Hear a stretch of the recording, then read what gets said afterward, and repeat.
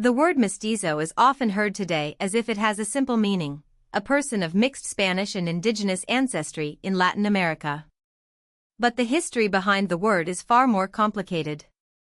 It began as a colonial category, shaped by empire, religion, record-keeping, and social hierarchy. Over time, it became less a strict description of ancestry and more a marker of culture, nationality, language, and belonging. In some countries, especially Mexico, it even became central to the story of the nation itself, a people imagined as neither wholly Spanish nor wholly indigenous, but something new. To understand mestizo, we have to follow the term across centuries, from Spanish colonial bureaucracy to modern Latin American identity politics. In its most basic historical sense, mestizo referred to people of mixed Spanish and Amerindian descent in Hispanic America. The word emerged in the world created after Spanish conquest, where European colonizers, indigenous peoples, enslaved Africans, and their descendants lived within deeply unequal societies. Spanish authorities developed ways of classifying people according to perceived origin, ancestry, appearance, legal status, and social reputation.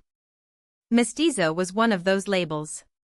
It pointed to mixture, but it was never just biological. A person's classification could be shaped by family history, community standing, language, occupation, wealth, and the judgment of priests or royal officials. From the start, the category was social as much as genealogical. During the Spanish Empire, mestizo functioned as part of a broader system of ethno-racial labels often called the casta system. Castas were colonial categories used to sort mixed-race populations into named groups. These labels appeared in official documents, including censuses, parish registers, legal proceedings, Inquisition trials, and other records. That meant mestizo was not only a casual description, it could become part of a person's documented identity.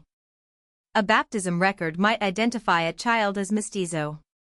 A court document might describe a witness or defendant that way. These labels could affect how people were viewed by institutions, though their use varied widely across places and periods.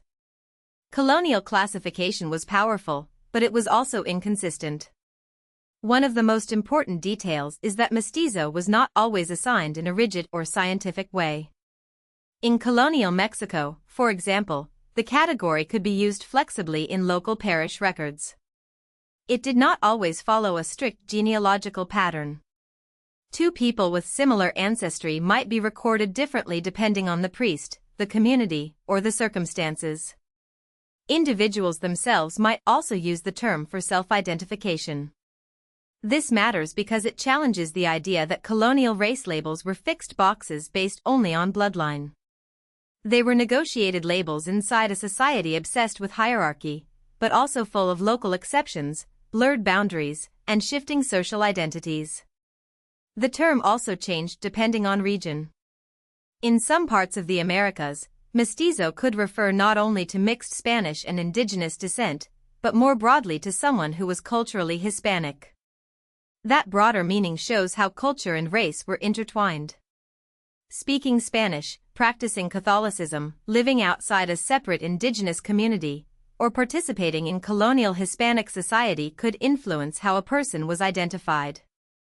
Meanwhile, the term indio, meaning Indian, increasingly came to refer to people who maintained a distinct indigenous identity, language, community affiliation, or tribal connection.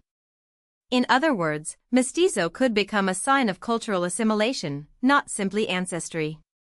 The line between mestizo and indigenous was often drawn through language, community, and social practice.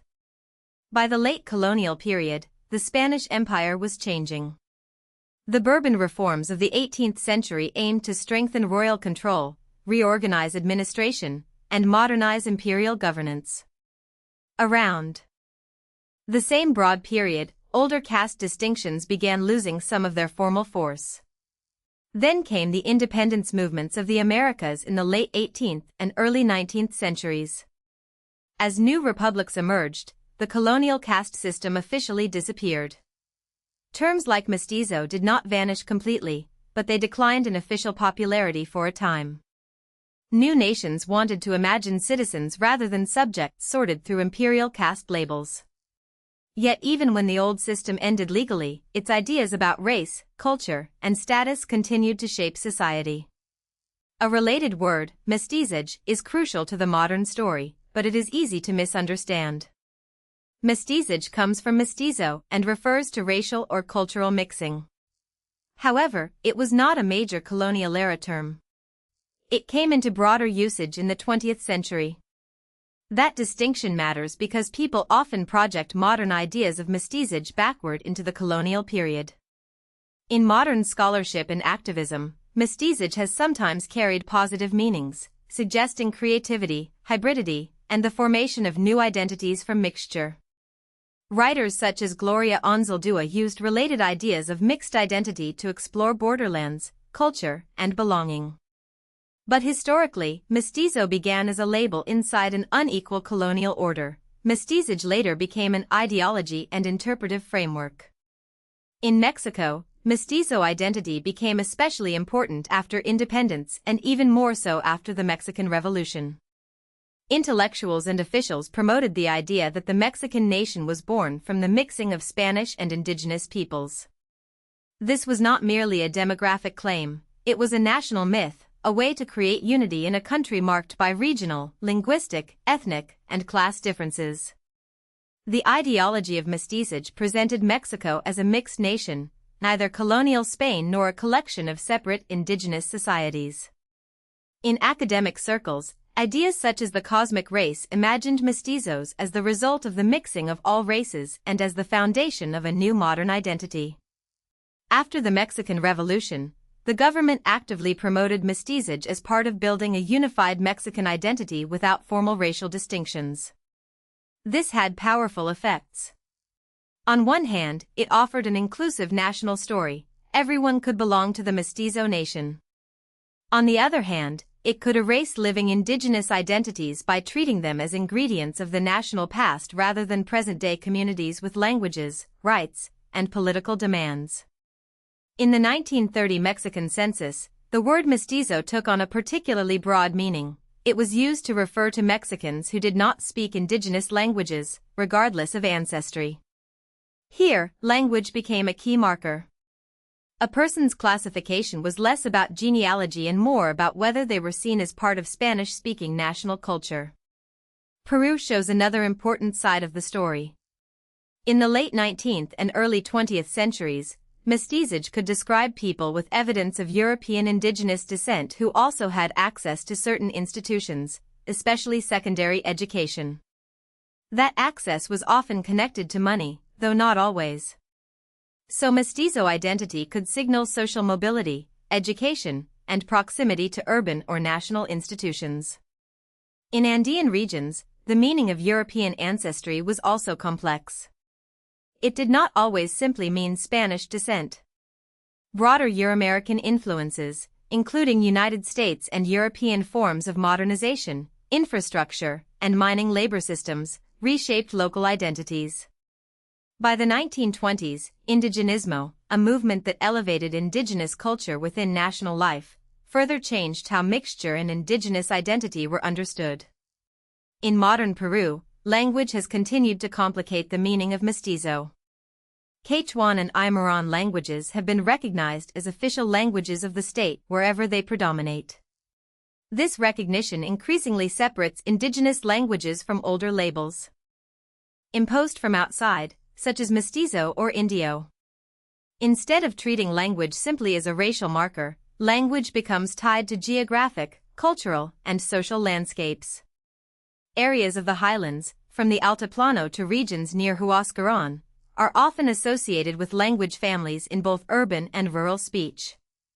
This shift shows how modern states and communities can redefine identity through territory, language rights, and cultural presence rather than through colonial categories of mixture. So what does mestizo mean today? The answer depends on place, history, and context. In many parts of Latin America, it is now more cultural than strictly racial. It may describe people who live within a Hispanic national culture and are not identified as members of distinct indigenous communities. But the word still carries the weight of its colonial origins. It can signal mixture and belonging, but it can also hide inequality, erase indigenous continuity, or simplify complex identities. The history of mestizo is therefore not just the history of a word. It is the history of how empires classified people, how nations imagined unity, and how communities continue to negotiate ancestry, language, culture, and power. If you found this helpful, please like this video and subscribe for more explainers.